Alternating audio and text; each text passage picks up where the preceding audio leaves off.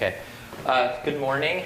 I had planned to talk about three things, give you a sense of comparisons of various implemented systems and the costs in this area, move on to additional applications.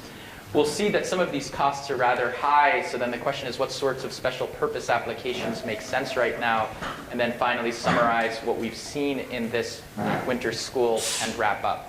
Before I move into costs and comparisons, let me just ask if there are any questions from yesterday. Sure, there must be some. Maybe people are shy.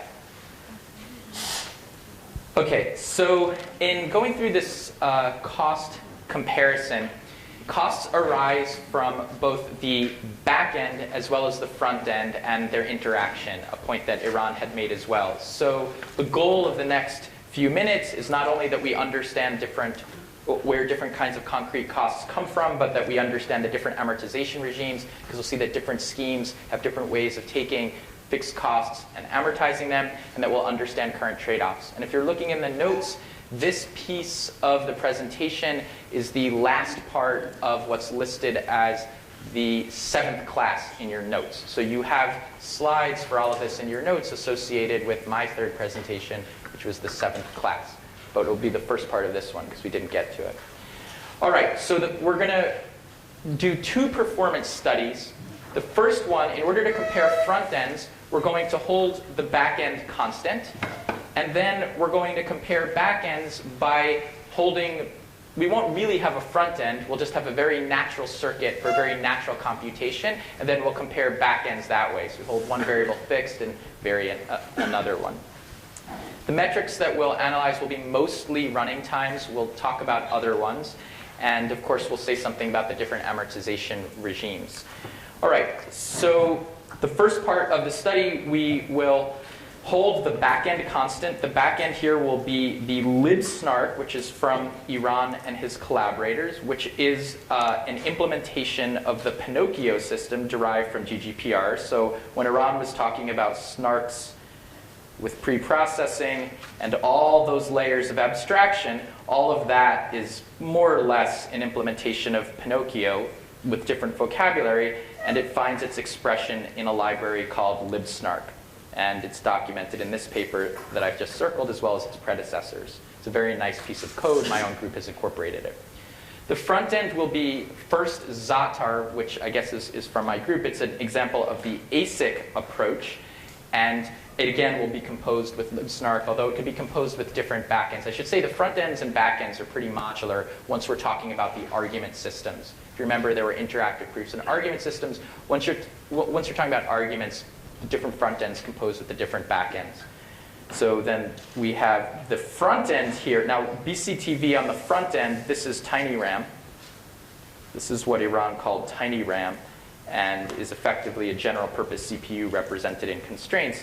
And then the third thing is called buffet, which is basically Zatar or Pinocchio plus the data dependent looping I had demonstrated. Okay, so this is the comparison of the front ends. And just to put these on the graphic we've been seeing, I've highlighted where in the graphic they are. So we expect BCTV to be slightly more, this is the CPU-based front end. We expect this to be a little bit more general and a little bit more costly.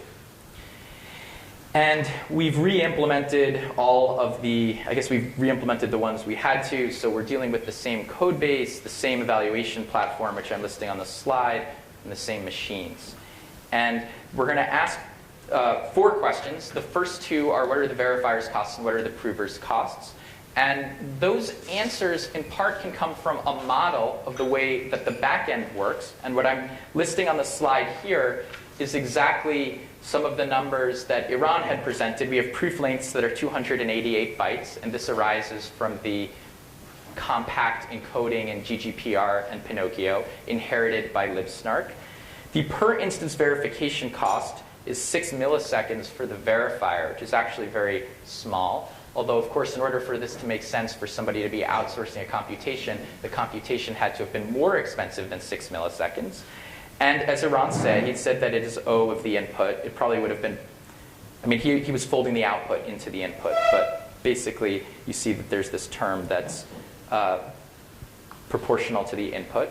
And then there's pre-processing costs, and those pre-processing costs are proportional to the number of constraints, as well as per instance. Per instance means for a given input and a given output.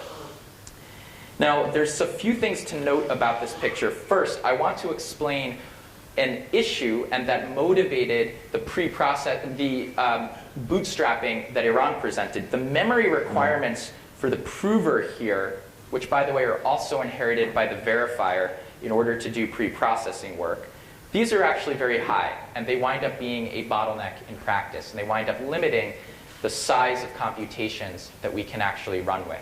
That's what motivated the bootstrapping snarks. Those got rid of the memory bottleneck, but introduced additional overhead. So there's nothing for free in life. And then another question that arises when you look at a picture like this, you see these constants, 180 microseconds, 60 microseconds. Are these numbers big? Are they small? I don't know. In order to look at that, we should look at the size of the computations that these things can actually be applied to. So we'll look at how the front ends compare to each other, and in doing that, we'll answer whether these constants are good or bad. And you can start to develop a belief right now about whether they're good or bad. So what this graph is showing,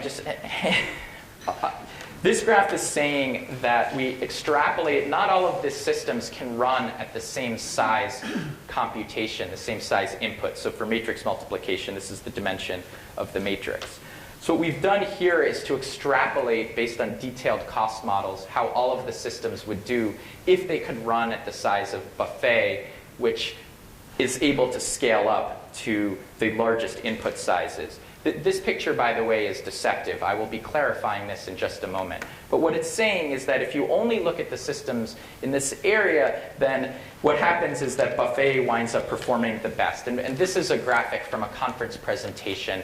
And we were very excited about this graphic when we produced it. We were like, oh, OK, Buffet's the best. This is awesome. You know, this is what happens sometimes when you have implementations. Like, yeah, my implementation's faster. I compared to all the other ones. Or in this case, it scales to larger problem sizes. You can see that there's a lot of overhead from the CPU representation of the computation. And then that's coming up here. The data-dependent looping turns out to be an advantage when we're dealing with something like merge sort or searching through a string, for example. But this graph is a total lack of perspective. Let me give you some perspective. And instead of scaling these things down to Buffet, because that's what I've normalized them to Buffet's running time here. That's why Buffet is at 1. The other thing to notice is that the y-axis is logarithmic, rather than not being that way. So this is saying that this thing here is several orders of magnitude worse than this thing. But again, perspective, people. So instead of scaling to Buffet, which again I think is deceptive, I'm going to scale to the cost of running this code in an optimized way on a normal CPU. What if you just ran this code on a normal computer? And then the graphic looks like this. And now we normalize to native. And what this is saying is, yeah, Buffet's a little bit better. The CPU-based approach brings a lot of overhead for all of its wonderful theoretical qualities. But really, all of us are terrible. This graphic is meant to bring perspective and point out that there's a lot of work to be done in this area, since the best of these is 5 orders of magnitude worse than just running the computation on your local PC. And yes, it is conceivable that if you had enough copies of or instances of the computation in which you needed to break even, then yes, asymptotically, you could break even from using this machinery, but that's a lot to ask in the real world. OK, the other question, I'd said that we had extrapolated the input sizes to the size at which Buffet could handle it. How do the other systems handle, what size computations can they handle if we don't extrapolate?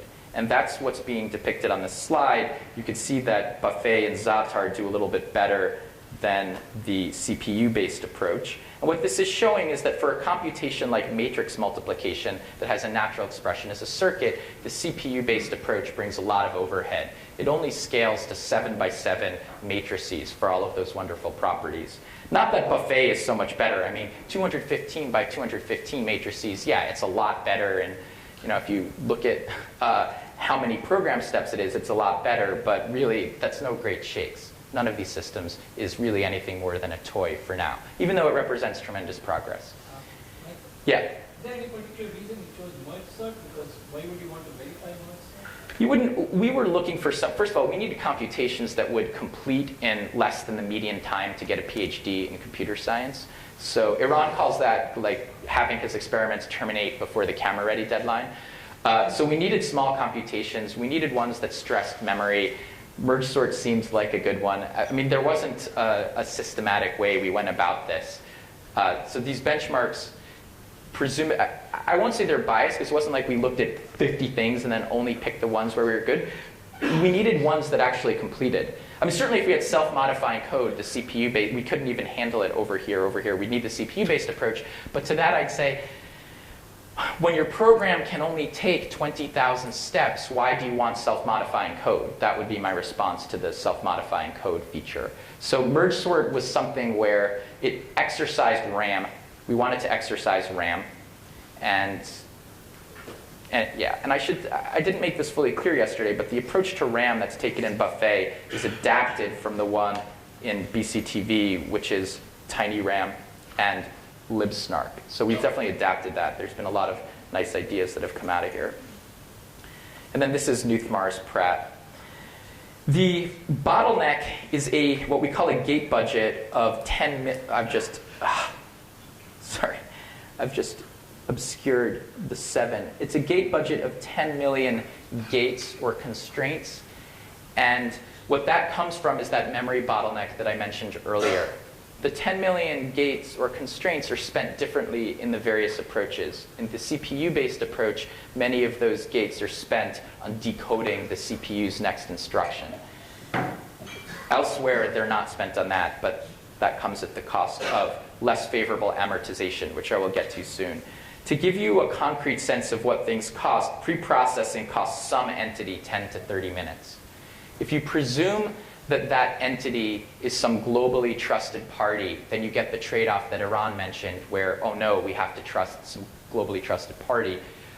On the other hand, if you assume that the trusted setup is being performed by the verifier itself, then you have to take that into account in costs. And that would cost about, again, 10 to 30 minutes. So we'd need enough computation that the computation would otherwise have taken the verifier more than that amount in order to break even. And I'll talk about that when we analyze the back end. The proving costs for the prover are between 8 and 13 minutes for these computations. That's a lot. I mean, 8 to 13 minutes to compute 215 by 215 matrix multiplication is ridiculous. That should take much less than a second. It should take on the order of tens of milliseconds. Okay, so let's move from comparing the front ends to the back ends. The data, again, is based on our re-implementations. That's the case for, yes, that's the case for all of them. The experiments will be run on the same machines, and for a few systems, we're going to have to extrapolate from detailed micro-benchmarks that we perform. I should make clear when I say we, that this is all the work of my students and collaborators. I'm reflecting their work here, and I acknowledge them in the first talk. You can go back to the acknowledgement slide and look at their names. All right, so the benchmarks are going to be 128 by 128 matrix multiplication and a clustering algorithm for machine learning. There's 3 questions we're going to ask, and this will give us an opportunity to delve into some of the costs. And again, let me make clear that for the most part, in looking at something like matrix multiplication, we're really, in a sense, holding the front end constant because we're just presuming that there is some circuit or some set of constraints and that the back end will be applied, that the different back ends will be applied to that. Okay, so we're going to look at the per instance verification cost, that is ignoring setup costs. What does it cost the verifier? We're going to look at the crossover point, namely how many instances of a given computation do we need to be running to justify those setup costs. And finally, something that I've dealt with on the previous slide as well, but we'll return to, is what's the server's overhead versus just executing natively. And in looking at something like a crossover point, those of you who have taken, I guess, economics classes or certain kinds of computer science classes or engineering classes, a graph like this might look very familiar. What this is showing is that the red line has a lower slope but a higher y-intercept, and the blue line has a higher slope, and that eventually the lines will cross, and that when we move to the right of this crossover point, at that point, it's a better deal to use the thing that has a higher setup cost here. Are we clear on what this picture is showing? Because I've gotten questions about this before. So the y-intercept here will just reflect the pre-processing cost. That's the time to generate all of those queries to those vectors. And then the slope of this line is just the marginal cost, or the time to verify on a per instance basis. And then the slope of the blue line is the cost to run the computation natively. If the verifier didn't have access to this technology, it would just execute locally. Okay, so what this is showing, this is a graph that I've had for a while. This is showing, my group started with the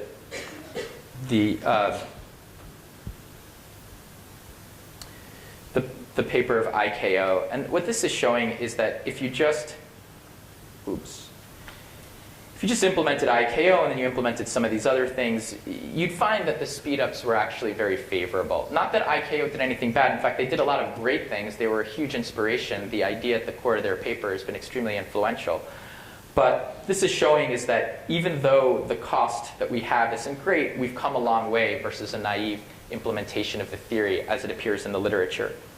Now, there are two baselines that I've depicted on this slide because we're still answering that first question of what's the per instance verification cost.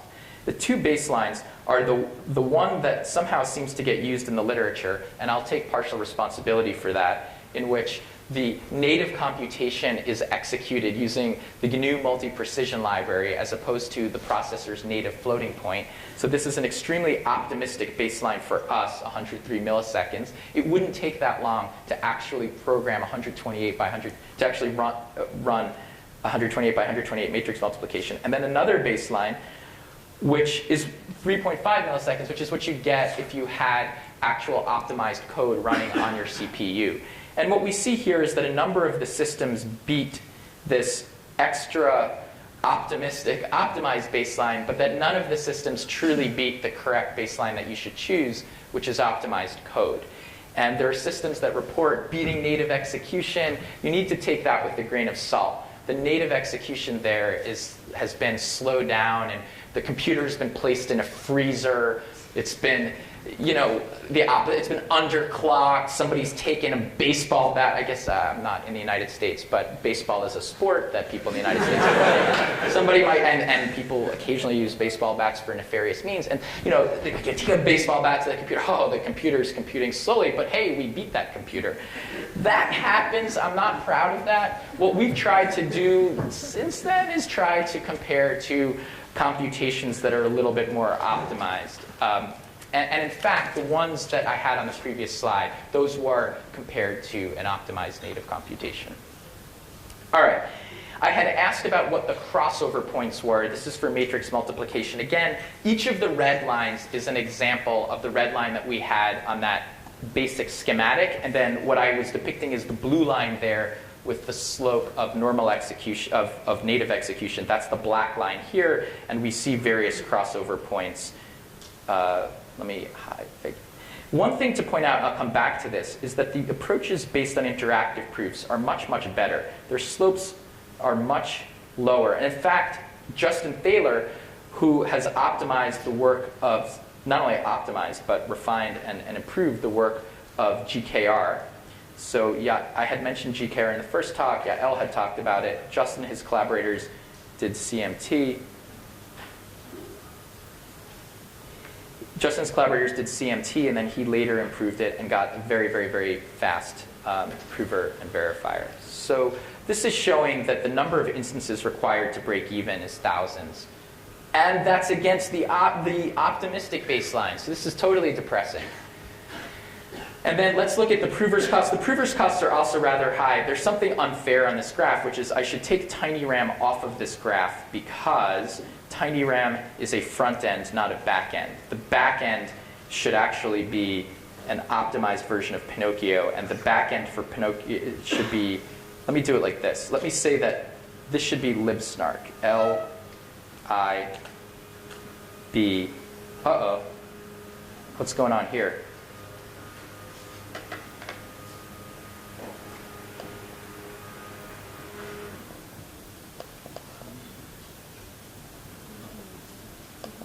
My apologies. So let me, the right way to depict this graph is to remove tinyRAM because it's a front end and we're comparing back ends, and to depict the back end of libsnark. And the back end of libsnark comes in over here. It's the fastest back end for arguments. It's, again, a really nice piece of software and engineering and technical work. So I'm trying to draw libsnark in green here, libsnark. And it would actually come in less than Pinocchio. It's an optimized version. So the best backend for arguments right now in the literature that's been implemented is libsnark. That's why we compare against it. What this graph is trying to show is something else. The interactive proof, the IP-based approaches are a little bit better, but they don't always apply. And so you see not applicable here on the right to the machine learning algorithm, meaning that the interactive proof-based approaches require very regular circuits for the most part. Not even those complex, I won't say complex, but not even those constraints that Iran and I were talking about. They really require regular circuits, and so they don't apply to all computations. And the headline of this graph, that the prover's costs are rather high, is meant to be an understatement. The prover's costs are enormous. They're many orders of magnitude more than executing the computation locally. Now I have to make clear the different amortization regimes. And here is the place where all of the not nice things that I said about the high overhead approaches, here's where they shine. Okay, let me be clear about that. I was only depicting one axis, performance. On the amortization axis, these other schemes do much better. So let's be clear about that. The systems that have that don't require any amortization or very little amortization are those derived from interactive proofs. But as mentioned, they have some expressivity limitations. Of the schemes that handle arbitrary circuits with non-deterministic input, that is those based on arguments, the pre-processing costs are going to have different amortization regimes, and ordering them from best to worst, we have the bootstrap snarks here. Iran and Alessandro had mentioned that short PCP, or asymptotically short PCPs, and the way they find their way into snarks would be even better, but there aren't published experimental results, so I can't compare to those. Of the published experimental results, the best amortization regime, but also the highest costs, many orders of magnitude higher even than what I've been depicting, would be the bootstrap-based approach. And if you want some intuition for that, remember how the provers work is many, many, many orders of magnitude worse than executing natively. They have to create, the prover has to do that work for each step that the program takes, which winds up just blowing up costs.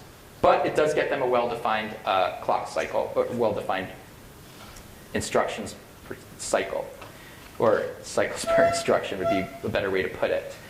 The preprocessing is constant. The constant's somewhat high, but the advantage to this is it amortizes over all computations and destroys, in a good sense, the memory bottleneck that we were facing earlier. The next best amortization regime is the tinyRAM front end plus GGPR or QAP-based backend in, for example, libsnark.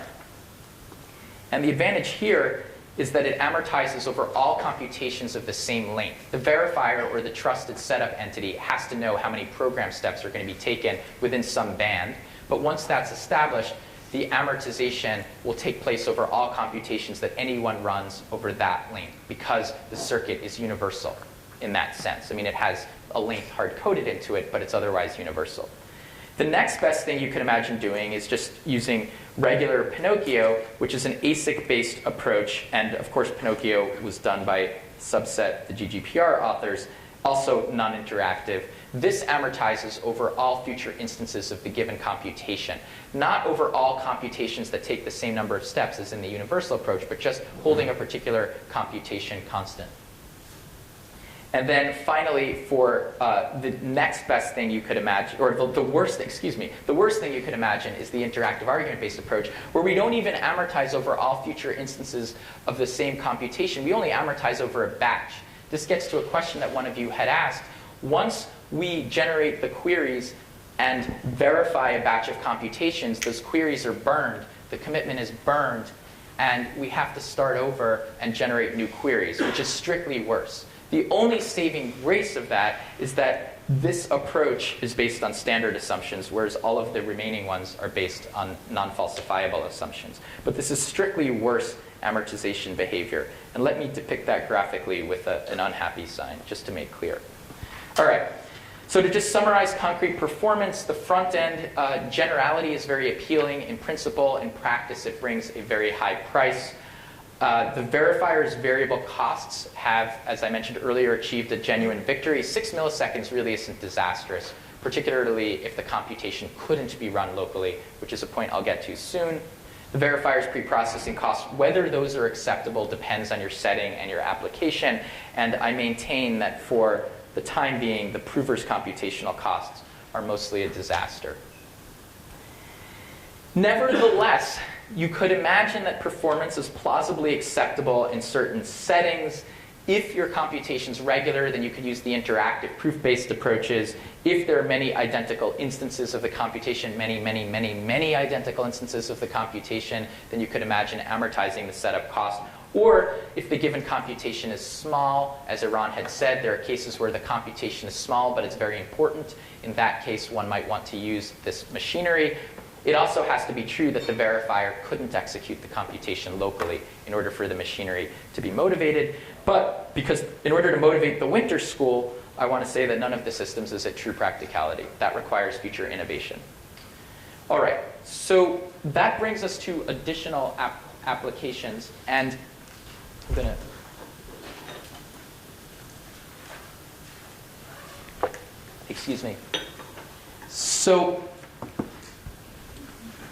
because the costs are very high, and there aren't slides on this right now, so I'll ask you just to focus on the screen. Because there are because the costs are quite high, we want to look for types of applications where the machinery would be motivated. One good example is the zero cache case that Eran had presented. Provided you can tolerate the fact that the prover takes on the order of minutes or tens of minutes to spend a Bitcoin, provided you can tolerate that, that is actually a wonderful and beautiful application of this machinery. I'll mention some others that you could imagine, maybe not as compelling as zero cache. The first thing, and before I do that, I want to clarify something about the technical machinery. So I want to go back to drawing pictures, and I also want to disconnect the keyboard from the tablet, although Yehuda may kill me because this may cause a crash. Let's see, because otherwise I can't draw on it.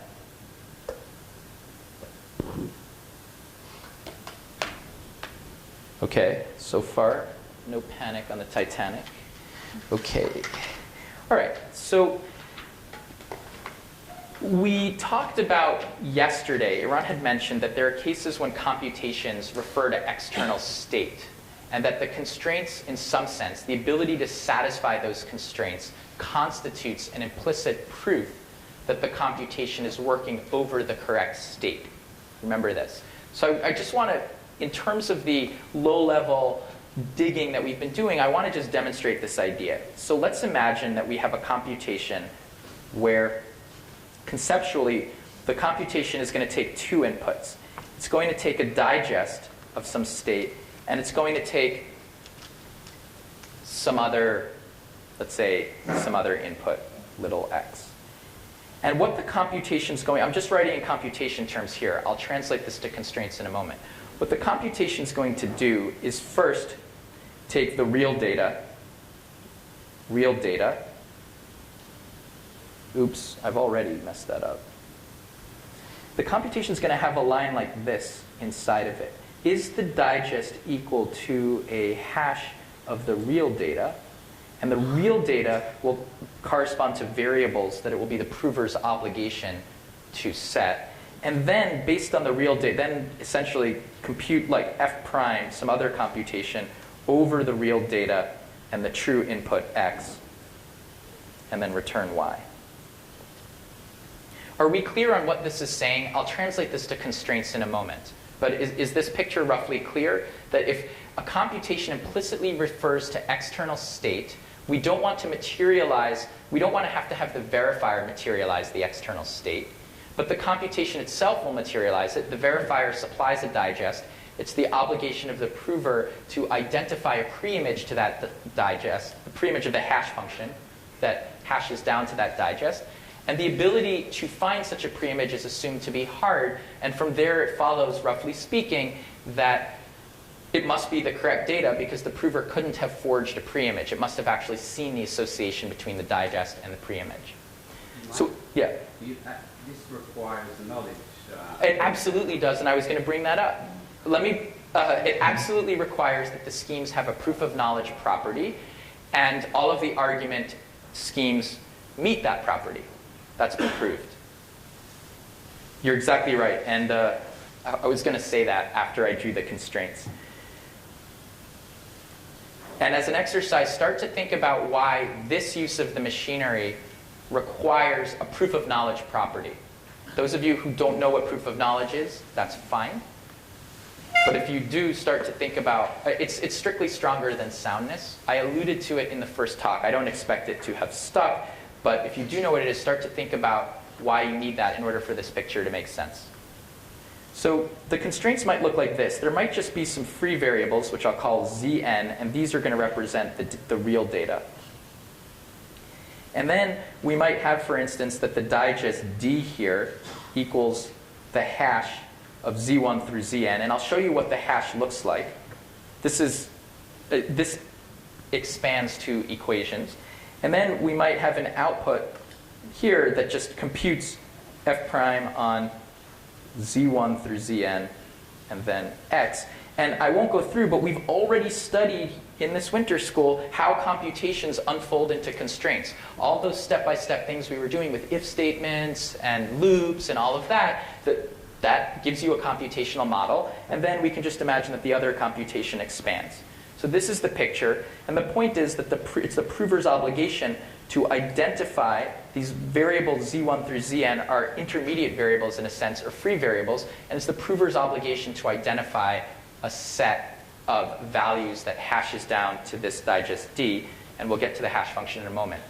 What I'm not going to cover is what this looks like inside a Merkle tree. Iran had mentioned a Merkle tree or the online memory checkers of Blum et al. The picture that I'm drawing on the slide can be generalized in order to have a digest over a much larger amount of state in which only pieces of that state are inspected inside the constraint machinery. But what I'm depicting on the slide is a case where I have one constraint variable for each piece of data that is being attested to with the digest. Are we clear on this? So this is not asymptotically that favorable, but it's simple and it demonstrates the point. So as an exercise, you can imagine expanding this to Merkle trees.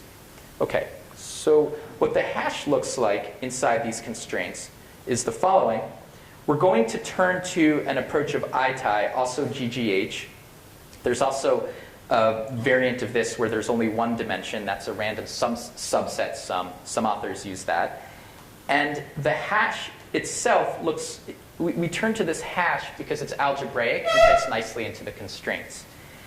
We chose these are just the parameters that my group has chosen in our systems. There are other parameters. Iran and Alessandro have other parameters that are more favorable that cut costs by about a factor of 5. But the basic picture is that, and the intuition is that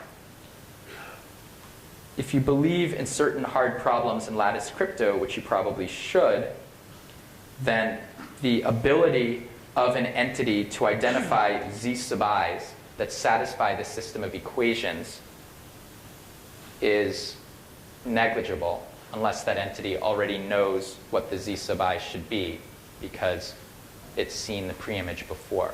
So this is supposed to be a collision-resistant hash function. And that is the work of ITI and GGH. Are we clear on that? I'm depicting a collision-resistant hash function materialized in constraints. And on the previous slide, trying to connect it to an actual computation to put the pieces together. And what's going on in zero cache is building blocks like this, much more complicated and more of them, but I wanted you to see the building blocks kind of expanded. Are we clear on that, roughly? Now that I've asked this, does anybody who doesn't already know the answer want to venture a guess for why, in order to use something like this, we really want a proof of knowledge property from the underlying machinery? And let me just state what proof of knowledge is versus soundness. So soundness says that if no satisfying assignment exists, then the prover is highly unlikely to convince the verifier. That's not even roughly true. That is just true. If no satisfying assignment exists, the probability the verifier accepts is low. Proof of knowledge takes the contrapositive and then gives something stronger. If the prover is likely to convince, or is more than non-negligibly likely to convince the verifier, then there is some assignment that can be extracted from the prover, which of course implies that one exists, which is the contrapositive of soundness. So given that informal statement of proof of knowledge, does anybody want to venture a guess for why we need a proof of knowledge property? So raise your hands just so I can see who's speaking. Yeah. Louder? You need to know that the prover actually used the real data. Right. In particular, in order to... These constraints are, in fact, satisfiable with many possible pre-images. But in order to establish or generate the types of contradictions that are required in security proofs, we need to be able to extract, we being everyone in principle, need to be able to extract the pre-image from the prover, because otherwise the claim that's being established is just these constraints are satisfiable, which we know is true. There are many pre-images that satisfy it. We want to force the prover to produce a pre-image and then say that if it can produce the wrong one, it's generated a hash collision, which we believe is impossible or highly, highly, highly unlikely. So I think you've got it. Do you agree? Okay, Yehuda agrees, so I'm in good shape. Now, an example use, now we move on to additional applications. An example use of this hash is in the context of MapReduce. Do people know what MapReduce is? Theorists sometimes know and sometimes don't. It's fine if you don't know. Could you please raise your hand if you know what MapReduce is? Okay, I'm going to skip this then because not enough people know what it is. But I'll just suffice it to say that we can apply the machinery to MapReduce.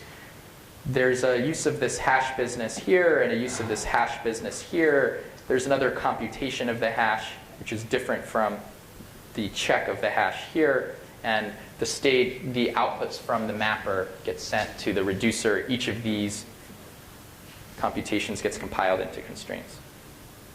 Here's some other applications, and if I get these set up, I'll show you an example of code that does stuff like this. But if we use zero-knowledge variance, which includes, of course, libsnark and Pinocchio here, and we use this approach to external state, then we can take advantage of it. An example that's depicted on the slide is if we had a server that had a list of face fingerprints in a surveillance context. And the client started by knowing a digest of this database.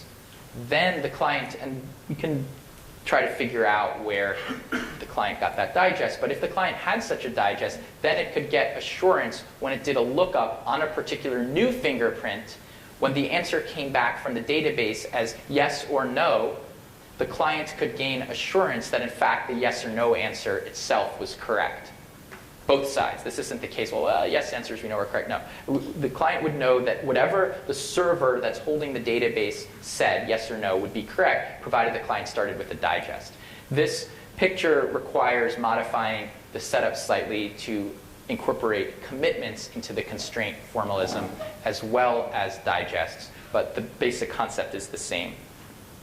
And then there are other applications you can imagine as well. Private regression analysis, wherein a client might know the digest of a particular hospital's database. It might want to perform a regression analysis on various variables without actually getting access to the database, and then it gets assurance that the database performed the analysis correctly. So it could find out how certain variables depended on other variables without learning anything about what the underlying data set was, which is kind of a nice application. The upshot of all of this, which I think Iran talked about as well, is that the programmers writing C programs, in the case of TinyRAM, the programmers writing programs in general purpose C. In the case of, let's say, Pinocchio and some of the other stuff I've talked about, the programmers writing programs in a subset of C. But the programmer doesn't have to understand anything about zero knowledge or proof of knowledge or arguments or anything. They just write a C program. Okay. So I think I'm going to skip the evaluation of MapReduce. I will say that one reason why it might make sense to apply this machinery to the hidden state applications is that even though we haven't done anything about the overhead, the verifier couldn't conceptually run these computations on its own. The database of face fingerprints belongs to some other entity. There's no sense in which the verifier could gain access to those resources. That's also true, by the way, if the data is stored externally and is massive. It's plain text. It's not private in any way, but we don't want to have to incur the network cost of sending that data to the verifier. In that context, even if it costs the verifier a lot to participate in this interaction, if it can save the verifier network costs over the long term, it might be justified. So in the case of face fingerprints, the 288 bytes that Iran has mentioned several times, it comes directly from libsnark. That's actually quite small. The client CPU time is 7 milliseconds. This is the verifier as well, also quite small. The setup costs are higher than we want in terms of the network costs and the storage costs, and the server's time is kind of high. But for high assurance applications, you can imagine perhaps spending it this amount. Again, it requires that the database not be too large of faces. So the surveillance apparatus can't have too many face fingerprints actually stored in its database. Otherwise, the machinery won't scale. Okay, should I try to do a, I really want to show you, I have 5 minutes.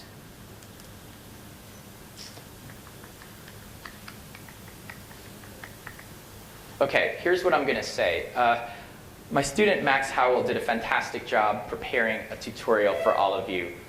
If you want to run through, I wanted to, it's an undergrad, he worked hard for days. Sorry? How long do you need? I need very little time once I actually pull up the software. Like lunch is from 1 to 2:30. How about the 2 o'clock you do anyone who's interested can come and sit with their laptops in front of you and you can do like an interactive session about that. That's good for you? So 2 p.m., we come here, I'll do an, I mean, it's not even going to take half hour. It'll take 5 minutes if I could just. 5 minutes is fine. Yeah, but I wanted to wrap up as well. 2:15. So 2:15. Is that bad for you? Don't look happy. Here's what I'm going to do. I'm going to see if I can get through the end material, and then I'll just see if I have time in the slot to do it, and then we'll negotiate this again publicly. Publicly verifiable. It depends how thick the envelope is that you give me. So, okay, let's summarize and wrap up. This is the identical map slide that we had on the first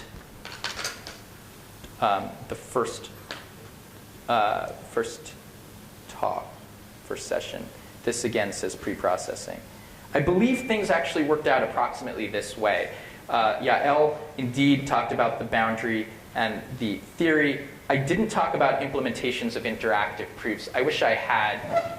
Justin Thaler's really done fantastic work. My own group has done other work. We were inspired by that work. There's also implementations of that thing in hardware, in a real ASIC, not the ASIC model, in an actual ASIC. So that protocol is very parallelizable. It's very amenable to an implementation in hardware. And it's an extremely exciting line of research. The reason I'm mentioning it is that I feel remiss for not having had a chance to incorporate it into the content of this winter school. We then moved to discussing, this was the whole Hadamard PCP business, linear PCPs. We discussed QAPs. Iran went into the details of QAPs and discussed their use in non-interactive arguments into ZK snarks and so forth. Then we indeed moved to the front end. This is when we walked through all of those translations into constraints. That's what we were doing. Iran talked about TinyRAM, that's the CPU-based approach. He talked about the application of TinyRAM to bootstrap snarks, that was over here. And then I've talked primarily about the ASIC-based approaches as well as giving you an overview. So for the most part, things seem to have gone according to plan. I put this slide up to remind you of the fact that there's a lot of work to be done. We need more help over here. These are the CPU-based approaches. Iran talked about these. I focused on these in that session where we did the translation. I was totally remiss in not giving more attention to this area. These are the interactive proofs that are very cool. You can look at the papers. I encourage you to look at the papers. They're interesting. And those protocols are really, there's a lot of elegant use of algebraic techniques in those. So I definitely encourage you to take a look at them. Here are the list of open problems that we had. It's the same slide. It's in your notes from the first talk, so I won't bore you by going back through it. Final thoughts. I do believe this is an exciting research area. I hope that's come through over the course of the winter school. I think all of the speakers have conveyed, at least I've tried to convey excitement, and I know the other two speakers have conveyed excitement. I think it's also clear that there's a lot of work to be done. I want to just tell a cautionary tale as an ending. This may end on be a bit of a dour note. So there's a developer at Mozilla named Watson Ladd. I've never met. I've only corresponded with him by email. Seems to be a good person and reasonable. And there was a system called agnostic that had been proposed a number of years ago that wanted to use a zero-knowledge proof in its paper. Watson said, well, okay, why don't we, there's these things called snarks now, why don't we try to apply this verifiable computation snark, all this stuff, why don't we try to apply that to zero-knowledge proofs, because it'll make the zero-knowledge proofs a lot shorter. And he tried, and we interacted with him over email a bunch, and we tried to get his costs down. But in the end, the thing that made the project a no-go, and the reason he had to abandon the project, is that the setup cost, in terms of the, sorry, this wasn't even the setup cost, the quote-unquote proving key, or the encrypted queries, same concept, that thing was too large.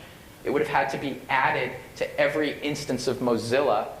And adding hundreds of megabytes to the download for Firefox was kind of a no-go for him, so he wasn't going to do it. This may motivate bootstrap snarks, but there the computational costs are slightly an issue, or not slightly, they're definitely an issue in that context. So, we're not really at the point where real people, like somebody can actually add this stuff to the Mozilla code base, the Mozilla download. Nevertheless, I'm optimistic because if we look at how far things have come in what length of time, the progress has actually been very good. And there's continuing innovation, continuing work. There's a lot of room for others to add to it. So I remain optimistic. And I want to end on that note. Do I have time for the demo or should I cut it? OK, at 2 p.m. I will demo this code. You also have, from the Winter School's homepage, a zip file. And if you're worried about inserting a foreign USB stick into your computer, what you can do is the following. You can unzip from the homepage, install on your own the installer for a hypervisor in case you don't trust the installer that we packaged in the zip file. If you trust VirtualBox or VMware, then you should be OK. And then you can take our virtual machine image. And it doesn't matter what the virtual machine image is doing if you trust the hypervisor. That's kind of the point of virtual machines. And so there is, in fact, a low-trust, high-assurance way to run our demo, even if you don't want to put the USB stick in there. And I'll go through that at 2 p.m. 2:15 at 2:15 through 2:20 or 2:25. And I just want to thank everybody for their attention and participating.